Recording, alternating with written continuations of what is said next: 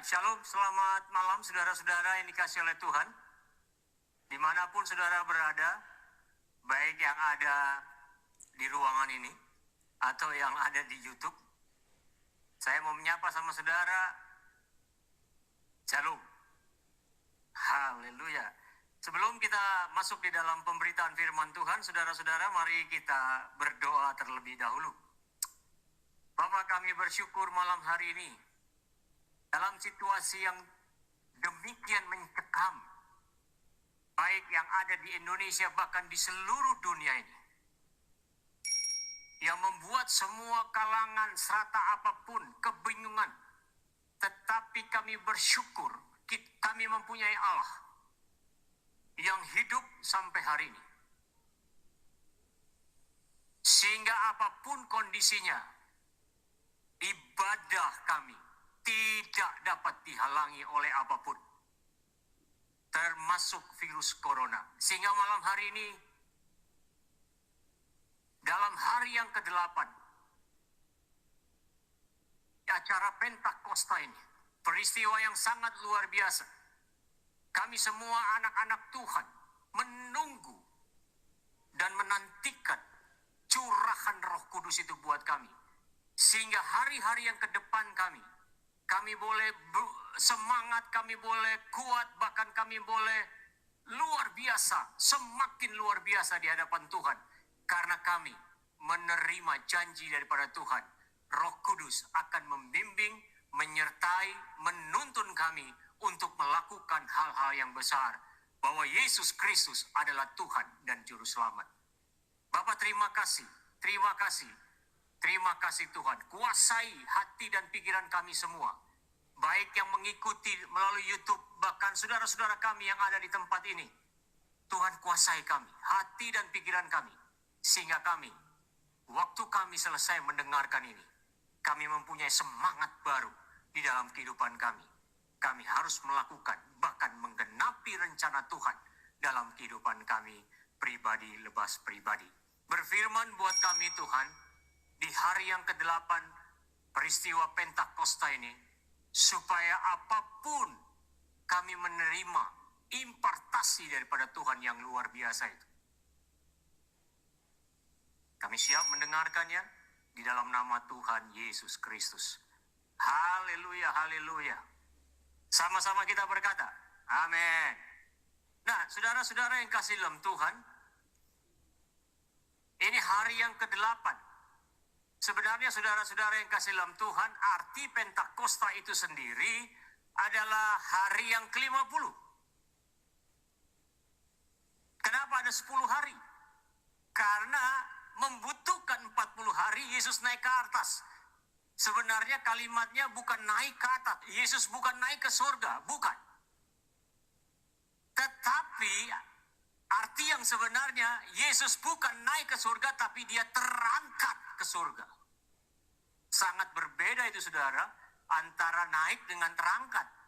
Kalau naik itu rupanya kayak satria baja hitam, berubah begitu kan, bisa naik turun. Surga, enggak. Yesus dikatakan dalam Alkitab itu menyatakan dia terangkat ke surga. Bukan dia naik ke surga, bukan. Dia terangkat ke surga. Nah, hari ini saudara-saudara yang kasih dalam Tuhan, kenapa ada 10 hari setiap gereja melakukan yang namanya hari penantian pencurahan Roh Kudus? Alkitab menyatakan itu. Jadi kalau saudara mau menentang Alkitab, ya silakan. Tapi Alkitab menyatakan itu. Orang Kristen yang percaya kepada Tuhan, mereka harus menantikan itu, apa yang Tuhan mau. Dia berikan pemberi atau penolong, penuntun dalam dalam kehidupan kita, yaitu Roh Kudus. Nah, malam hari ini sudah hari yang ke-8. 10 hari sudah hari yang ke-8. Hari ini saya mau berkata begini saudara-saudara, kita selalu berkungkung kepada yang namanya peristiwa Pentakosta. Saya senang. Ya, saya senang.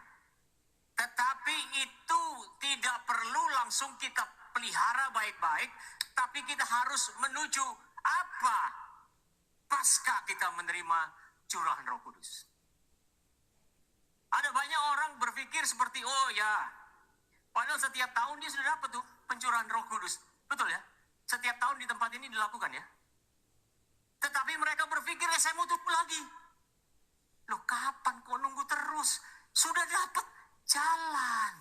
Malam hari ini saya mau berbicara pasca daripada pencurahan Roh Kudus. Supaya saudara-saudara dan saya tidak hanya seperti kayak murid-murid yang dulu, hanya menunggu saja setelah mendapatkan, nggak tahu mau berbuat apa.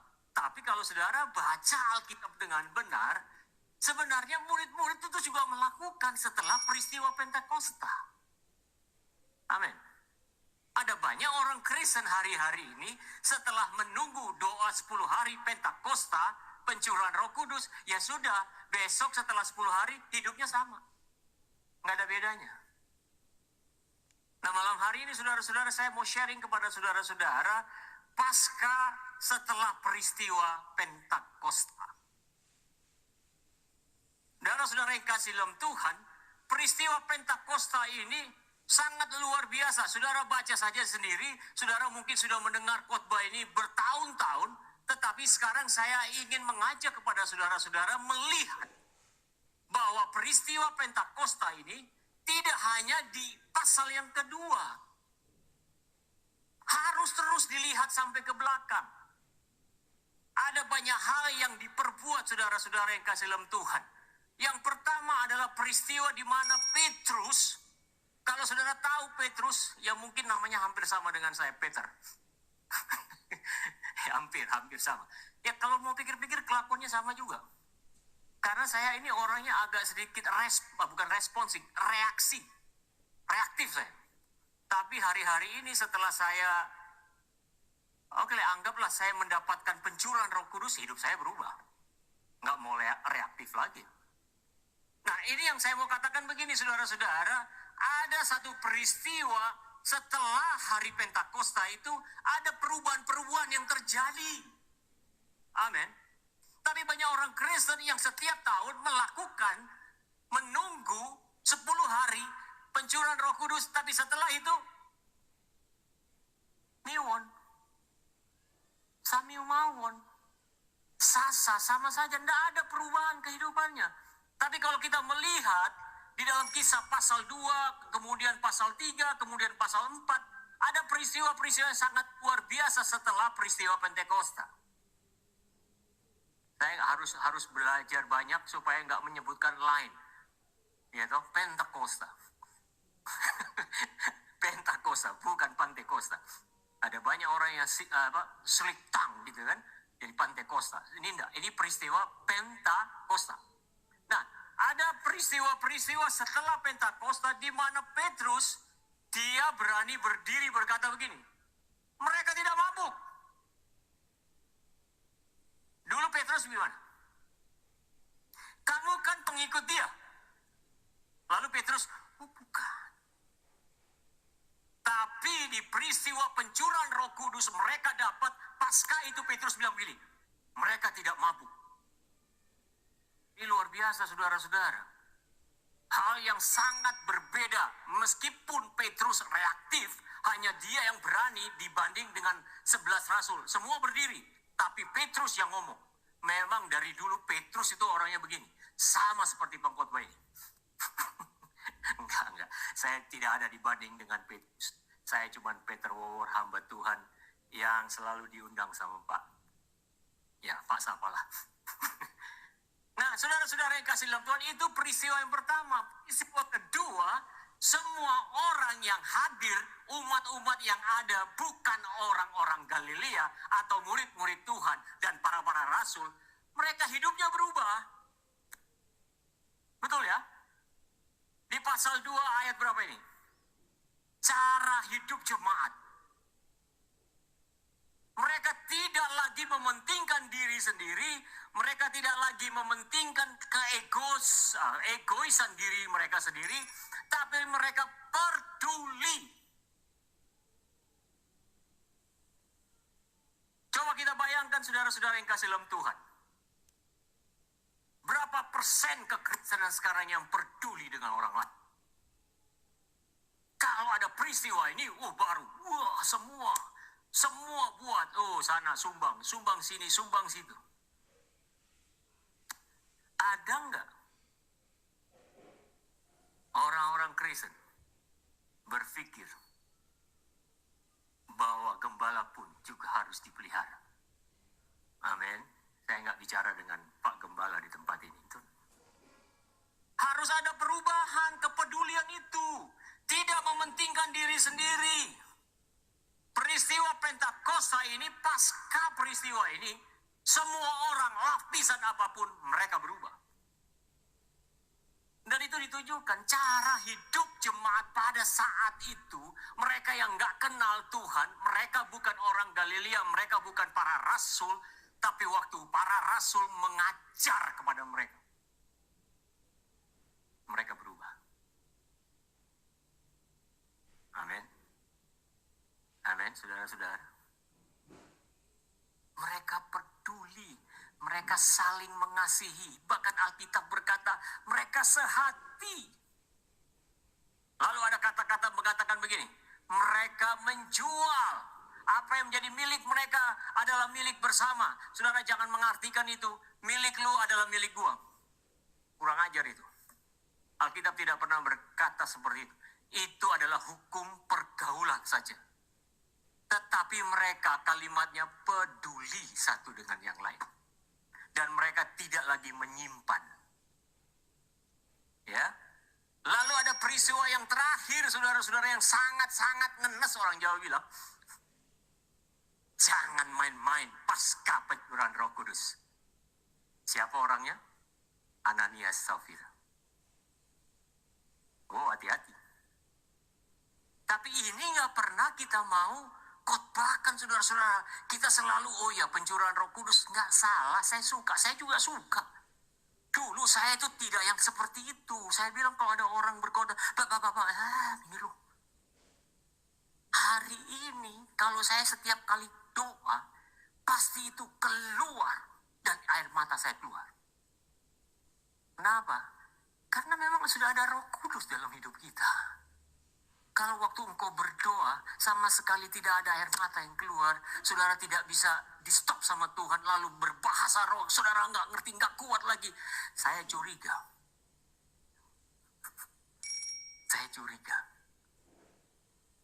Saya tidak pernah mengalami yang seperti itu dulu.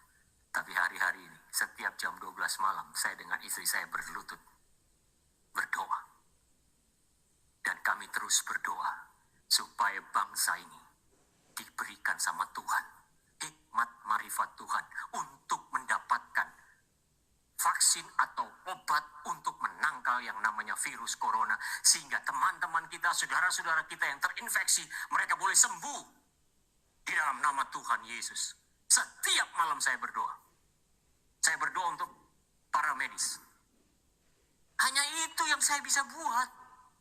Gak berani saya datang medis, sini gue doain lu. Hanya itu, berdoa kepada Tuhan. Nah, saudara-saudara, yang terakhir tadi saya mau berkata begini. Ada peristiwa yang sangat luar biasa yang kita harus hati-hati, saudara, mengenai Ananias dan Safira. Jadi saudara jangan cuma bilang, ini 10 hari kita minta pencurahan Roh Kudus. No. Paskanya itu loh. Jangan main-main lagi, saudara. Setelah 10 hari ini saudara terima pencurahan Roh Kudus, jangan main-main. Tuhan bisa disiplin kita. Banyak teman-teman saya dibilang, Tuhan itu kasih. Saya tahu. Saya mengerti. Tapi Tuhan kita adalah Tuhan juga yang punya disiplin. Jangan main-main. Kalau saudara menerima hari ini pencurahan Roh Kudus, saudara harus berubah pasca saudara menerima pencurahan Roh Kudus. Nggak boleh main-main lagi. Jangan sampai peristiwa Ananias dan Safira itu kena ke kita. Jangan main-main. Saudara yang duduk, habis itu masih nyeleweng. Hati-hati tuh. Hati-hati. Tuhan itu sangat memegang yang namanya komitmen. Amin. Nah, malam hari ini saudara-saudara yang kasih dalam Tuhan, peristiwa Pentakosta saya mau bawa kepada peristiwa Corona. Oh, apa hubungannya? Kalau nggak ada hubungan, ya nggak apa-apa. Saya mencoba untuk membuat bahwa peristiwa Pentakosta di mana orang-orang dicurahkan lalu berubah, saya mencoba untuk membawa peristiwa ini kepada peristiwa Corona sekarang. Kenapa saudara-saudara saya mau lakukan itu? Saya berkhotbah kepada saudara-saudara karena begini. Dulu mungkin saudara nggak pernah berdoa lebih dalam. Betul? Kalau nggak ada Corona kan saudara bisa jalan-jalan terus.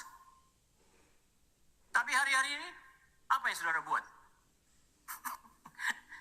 Semua berlutut. Semua baca Alkitab. Kakak saya itu majelis di sebuah gereja. Dia bilang, Ki, nama saya di rumah itu Ricky. Jadi saudara kalau mau panggil itu saudara Ricky, itu nama orang dekat. Erik itu selalu manggil saya Ricky. Dia orang dekat. Kalau dia orang jauh pasti dia panggil Peter. Kalau Ricky itu orang dekat.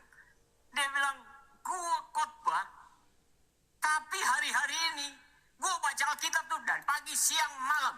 Lah, waktu itu enggak. Lalu lu khotbahnya apa?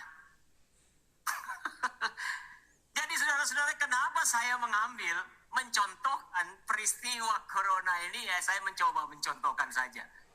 Kenapa? Saya melihatnya begini, saudara-saudara. Yang dulu saudara tidak pernah berubah, saudara tidak pernah baca Alkitab, tapi hari-hari ini waktu-waktu saudara dipenuhi oleh hal itu. Amin. Amin. Ya tak? Hari-hari ini pun para suami itu sang istri. Iya tak? Kalau dulu kan enggak. Mau lu. Jalan-jalan aja, gue juga jalan. Tapi hari-hari ini suami istri semua duduk bersama-sama, berdoa bersama-sama, minta sama-sama. Dulu mintanya sendiri-sendiri. Makanya yang bingung malaikat.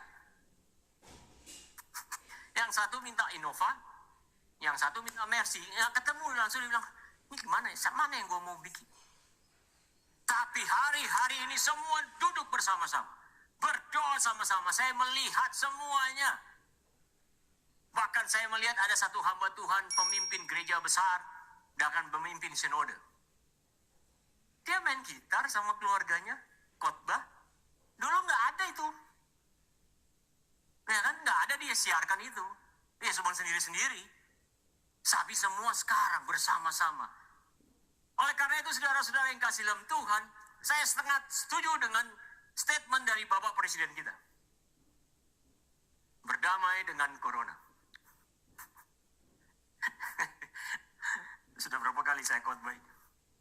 Nggak tahu Pak Presiden dengar nggak? Kalau dia dengar, puji Tuhan lah ya. Saya belum pernah foto soalnya. Kalau ibu udah pernah foto, Pak Hafid sudah foto. Saya belum sama sekali, cuman bayang-bayang doang. Tapi saya sangat setuju dengan statement beliau. Dia katakan berdamai. Kenapa? Karena saya bersyukur dengan adanya Corona, semakin orang semakin beribadah kepada Tuhan. Tidak ada Corona, nggak ada ibadah. Hari Minggu doang. Nangis-nangis. Habis itu Senin, sudah. Mall. Coba lihat. Mall baru dibuka aja, serangannya minta ampun. Itu menandakan sikap manusia yang nggak berubah itu. Tidak berubah itu. Kalau orang yang berubah, mall kapan-kapan mau dibuka, santai saja. Istri saya ngaku sama saya, gue udah bosan Pak di rumah. Saya cuma pegang.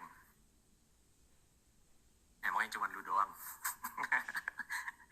Saya bosan di rumah bukan karena mau jalan-jalan, bukan.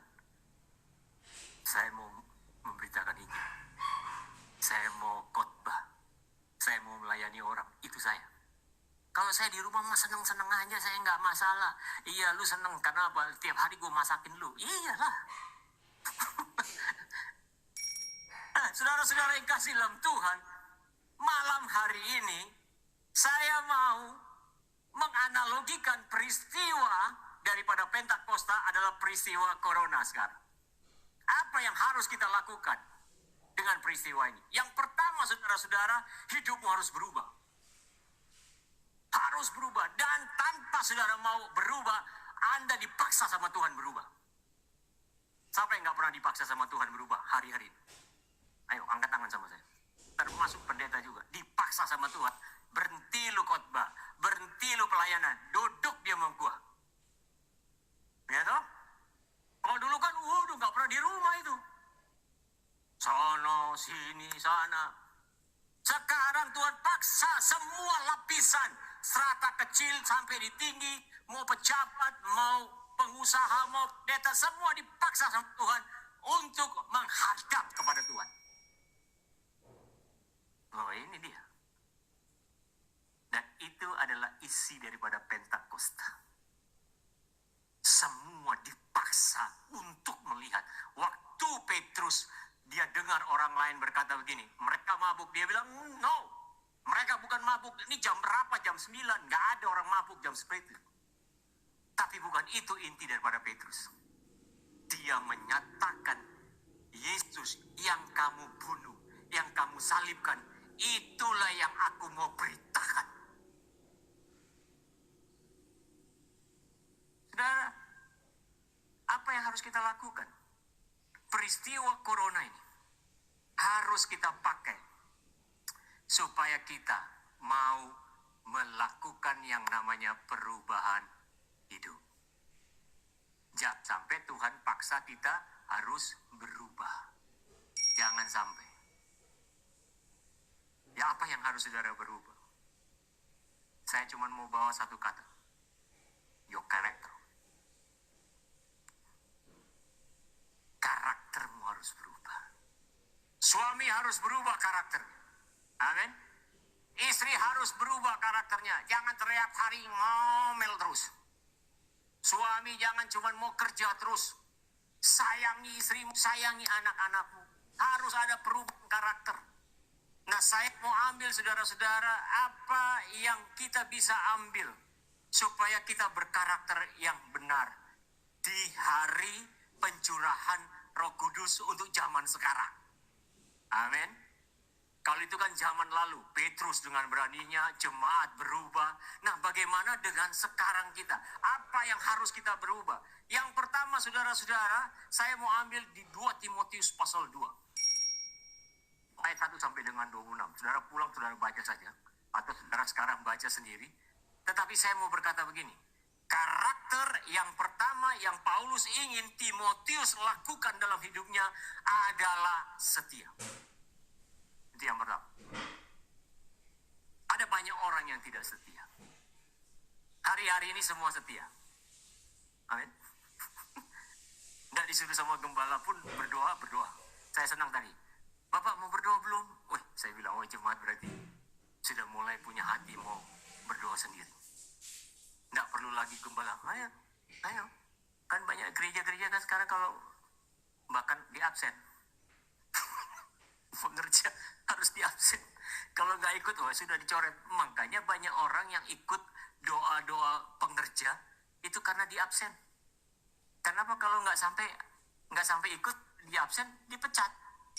Jadi orang datang doa itu takut dipecat. Bukan karena kesetiaan. Pentakosta pada saat sekarang, karakter kita harus setia dalam Tuhan. Amin.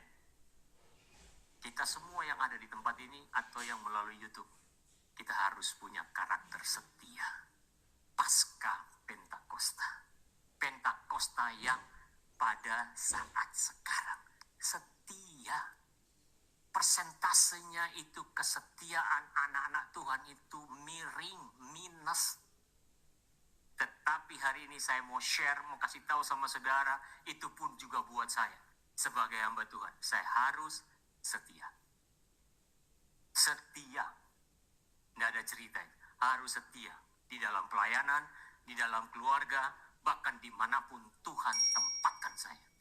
Dan saya encourage saudara-saudara yang ada di tempat ini, bahkan yang ada di YouTube sana. Setia sama Tuhan. Sampai Tuhan panggil kamu. Sampai Tuhan panggil kita semua. Dan akhirnya Tuhan berkata begini, Sabaslah, hai hamba-hambaku, di sanalah tempatmu, bukan di sini. Di sini cuman gereja, tapi di sana tempatmu, sorga yang mulia. Yang kedua, saudara-saudara yang kasih dalam Tuhan, dengan berdasarkan 2 Timotius, saya nggak perlu panjang-panjang menguraikan tentang apa maksudnya 2 Timotius pasal 2 ayat 1 sampai 26. Yang kedua, saudara-saudara yang kasih dalam Tuhan, saudara harus punya karakter yang tidak suka bertengkar. Paulus mengingatkan kepada Timotius, hamba Tuhan, memang kalimatnya hamba Tuhan, tidak boleh bertengkar. Tapi bukan berarti hamba-hamba Tuhan yang tidak boleh bertengkar. Semua manusia harus punya karakter tidak bertengkar. Banyak sekarang, malah corona kok gereja bertengkar. Kok hamba-hamba Tuhan menghujat hamba-hamba Tuhan. Bingung saya. Kenapa harus bertengkar? Kenapa kita harus berantem, orang Jakarta bilang? Emangnya kita yang paling benar di mata Tuhan? Enggak tahu. Yang menilai kita cuma Tuhan. Jadi lakukan saja apa yang menurut Alkitab. Lakukan saja.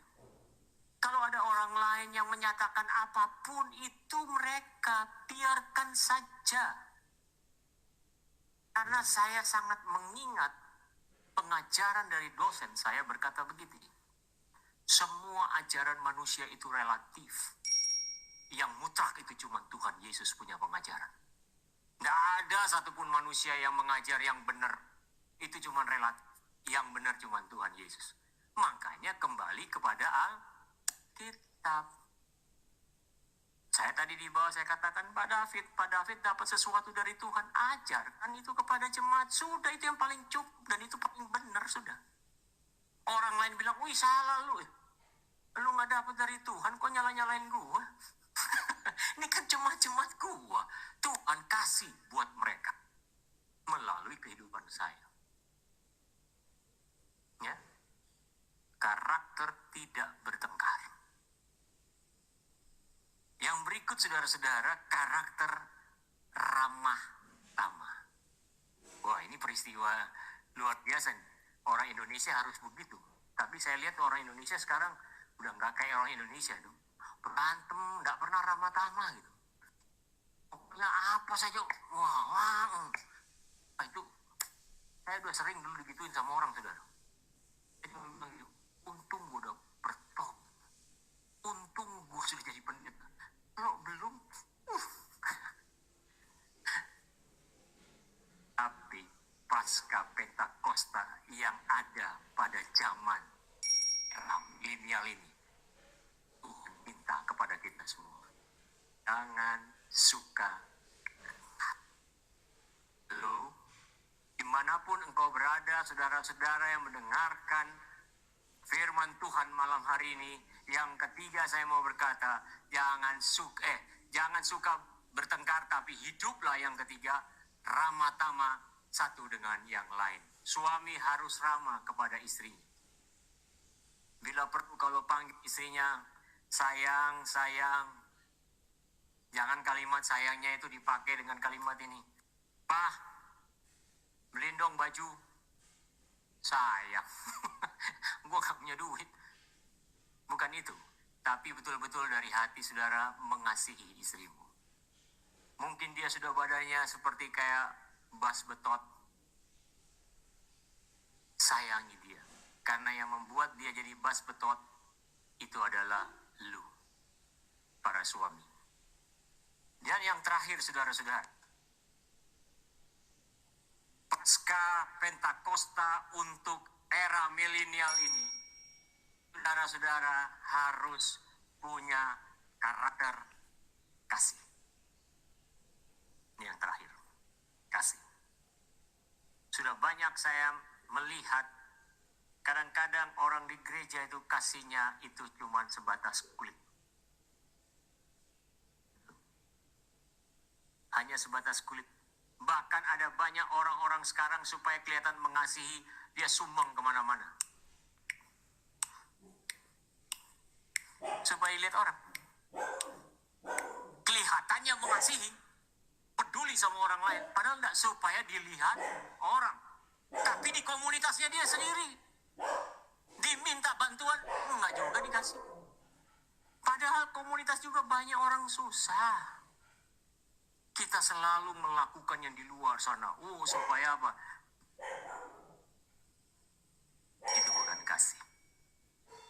Itu ingin mencari popularitas dalam hidup saudara. Oleh karena ini malam hari ini saudara-saudara, peristiwa Pentakosta 2000 berapa ya? 2020 tahun yang lalu. Para murid, para jemaat berubah hidupnya. Dan peristiwa Pentakosta untuk kita yang hidup di era ya, sama kalimatnya, harus berubah. 4 hal yang saya mau kasih tahu sama saudara yang tadi. Yang pertama apa tadi? Setia. Yang kedua, tidak bertengkar. Yang ketiga, ramah tamah. Dan yang keempat, kasih. Tuhan Yesus memberkati kita semua. Mari kita berdoa. Bapa, kami bersyukur malam hari ini. Di hari pencurahan Roh Kudus, hari ke-8, Tuhan mengajar pada kami semua. Ada peristiwa Pentakosta di 2020 tahun yang lalu. Para murid berubah, para umat berubah. Bahkan cara hidup jemaat pada saat itu berubah.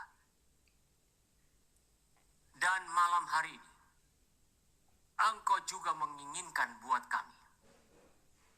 Peristiwa Pentakosta yang terjadi 2020 harus juga terjadi dalam kehidupan kita yang hidup di era milenial ini.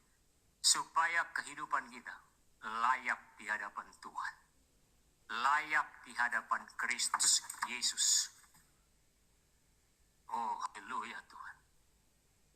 Terima kasih Tuhan. Terima kasih. Terima kasih. Kami serahkan semuanya ke dalam tangan-Mu. Kami percaya setiap orang yang mendengar, mereka diberkati oleh Tuhan. Karena firman-Mu itu tidak dapat dibatasi oleh apapun.